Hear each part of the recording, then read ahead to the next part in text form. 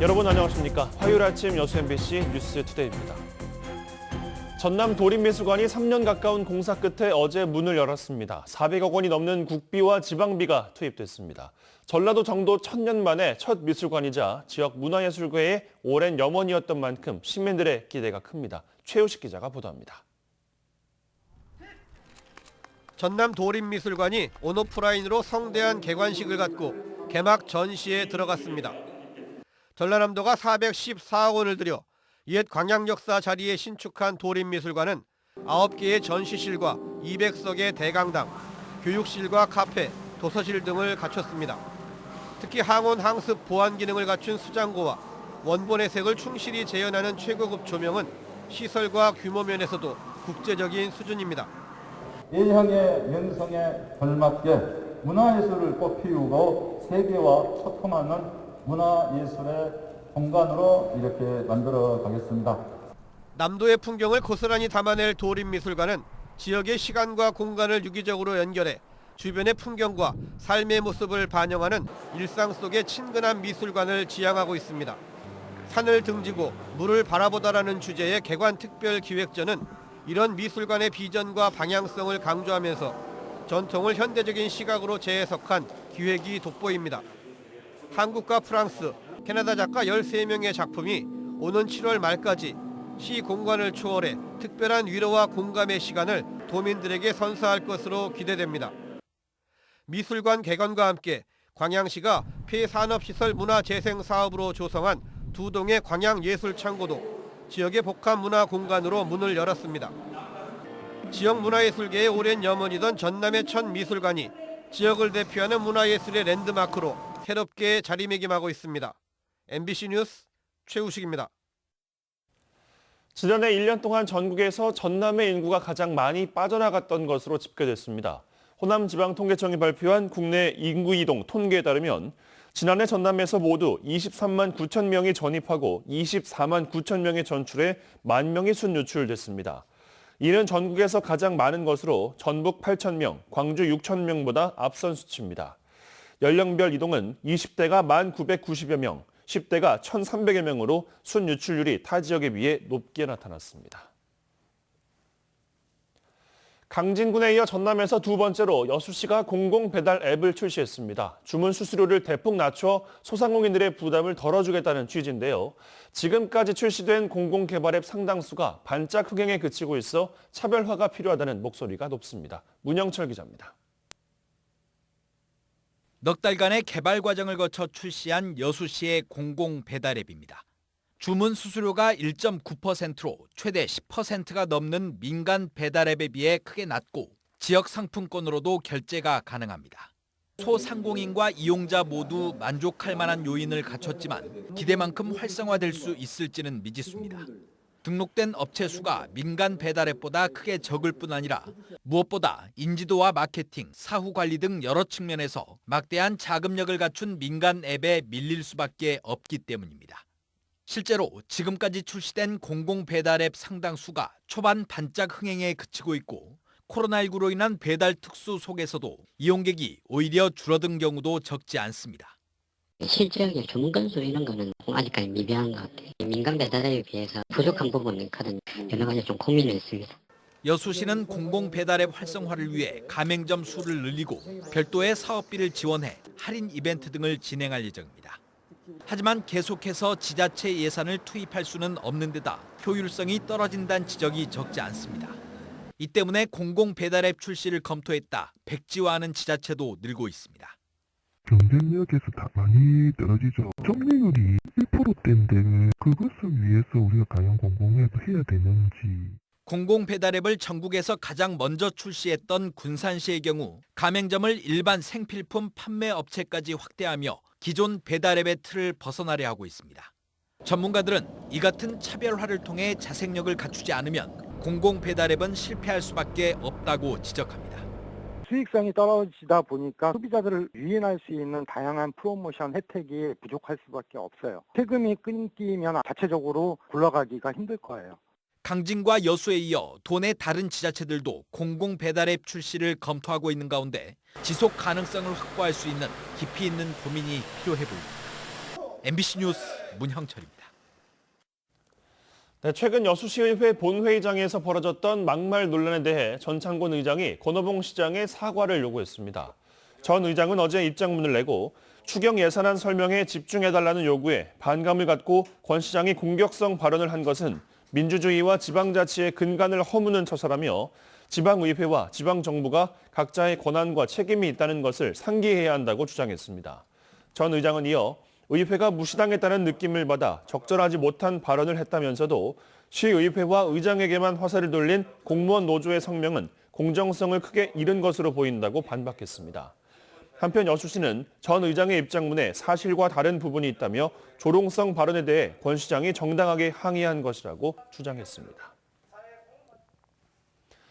여수시 본청사 별관 증축에 대한 온라인 설문조사 결과 여론조사로 결정하자는 의견이 더 많은 것으로 나타났습니다. 여수시는 1,400여 명이 참여한 설문조사에서 여론조사 결과에 따라 조기에 결정하자는 의견이 55%, 의회, 시민사회 등과의 논의를 통해 거쳐 결정하자는 의견이 42%를 차지했다고 밝혔습니다. 여수시는 외부 기관을 통해 여론조사를 실시하는 방안을 시의회에 공식적으로 제안할 계획이라며 시의회도 더 이상 민의를 외면하지 말아야 한다고 덧붙였습니다.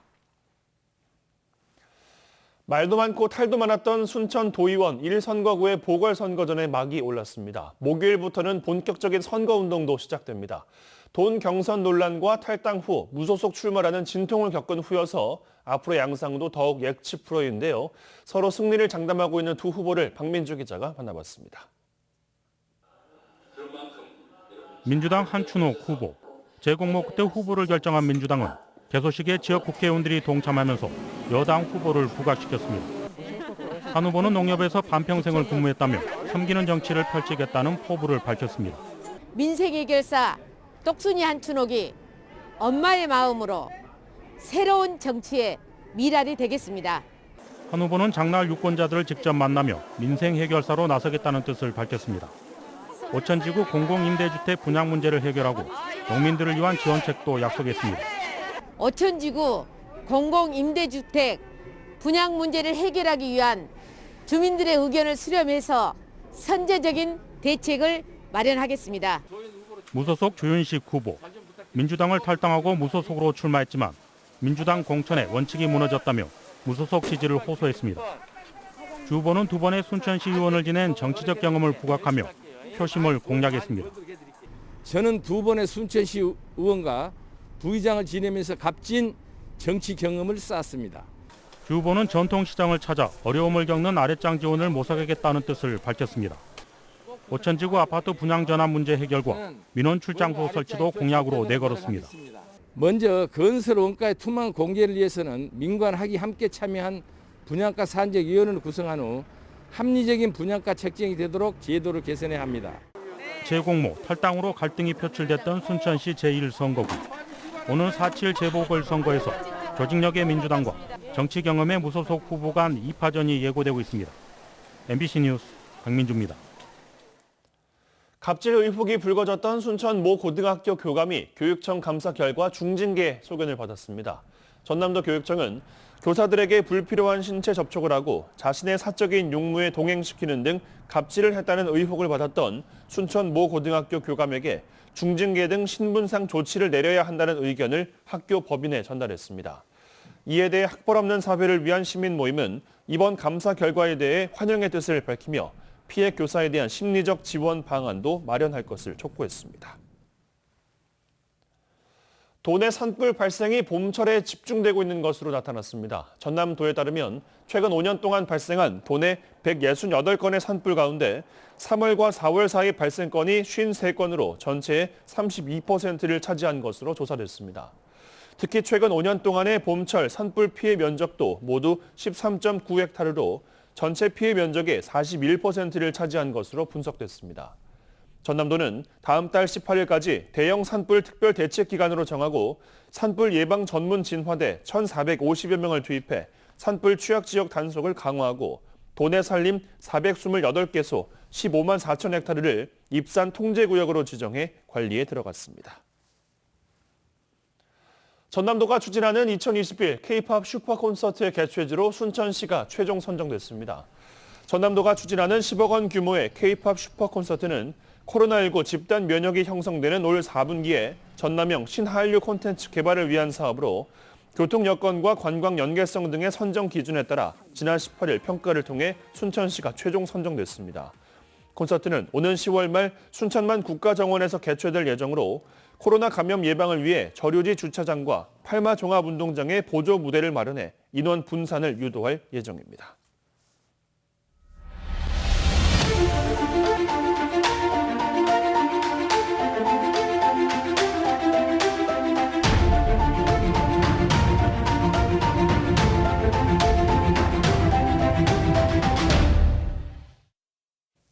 네, 코로나로부터 벗어나기 위해서는 가능한 빨리 많은 사람들이 백신을 맞고 집단 면역 체계를 갖춰야만 합니다. 현재 지역은 1분기 접종률이 90%에 육박하고 있는데요. 다음 달부터는 75세 이상 어르신을 대상으로 화이자 백신 접종도 시작됩니다. 김진선 기자입니다. 전남 1호로 설치된 지역 예방접종센터인 목포 실내체육관. 각 지역에서 화이자 백신을 접종하게 될 담당자들이 모의 접종 대상자가 됐습니다. 체온 측정과 소독을 마친 뒤 예진표를 제출하면 의사가 직접 건강 상태를 확인합니다. 우선은 여기 팔에 맞을 거고 주사 맞은 부위가 좀 아플 수도 있고 아니면 몸살 기운처럼 생길 수도 있어요. 몸 상태에 따라 15분에서 30분의 이상 반응 관찰 시간이 정해지고 접종센터 내 제조실에서 미리 해동과 희석을 마친 화이자 백신을 접종하게 됩니다. 현재 목포와 순천, 여수 등에 설치된 접종센터는 다음 달 15일까지 22개 시군에 모두 설치될 예정.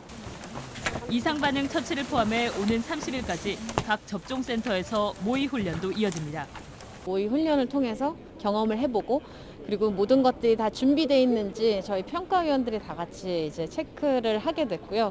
그리고는 돌발 상황 같은 것들을 만들어서 그 상황에 모든 인력들이 준비가 되어 있는지도. 접종센터에서 화이자를 접종할 대상자는 75세 이상 노인과 시설 입소자 등 26만 3천여 명. 섬 지역 고령자들은 운송이 쉬운 아스트라제네카로 바뀌었지만 직접 접종센터를 방문할 수 있다면 화이자 백신을 선택할 수 있도록 했습니다. 전남의 1분기 코로나19 백신 접종률은 87%를 넘어선 가운데 여수와 순천 등에서는 감염 경로를 알 수 없는 확진자가 잇따라 발생했습니다. MBC 뉴스 김진선입니다.